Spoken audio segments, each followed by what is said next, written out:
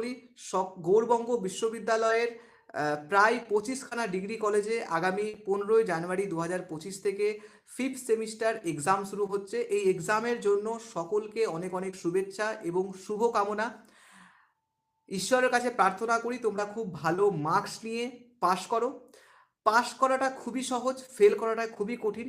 এই বিষয় নিয়ে এক্ষুনি আলোচনা করলাম যে তোমরা যারা 5th সেমিস্টার এক্সাম দেবে সিবিসিএস, সকলেই 32তে বেশিরভাগ এক্সাম দেবে, নন প্র্যাকটিক্যাল এক্সামগুলো।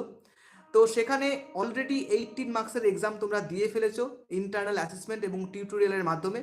কেউ যদি 18তে 18 পেয়ে যায় তাহলেই কিন্তু পাস করে যাবে। কেবলমাত্র কলেজের পরীক্ষা যে রয়েছে থিওরি পরীক্ষা, সেই থিওরি পরীক্ষায় তোমাকে অ্যাটেন্ড থাকতে হবে। অ্যাটেন্ড থেকে তুমি যদি 0 পাও এবং ইন্টারনাল অ্যাসেসমেন্টে তুমি যদি 18তে 18 পেয়ে যাও তাহলেও কিন্তু তুমি কিন্তু পাস করে যাবে।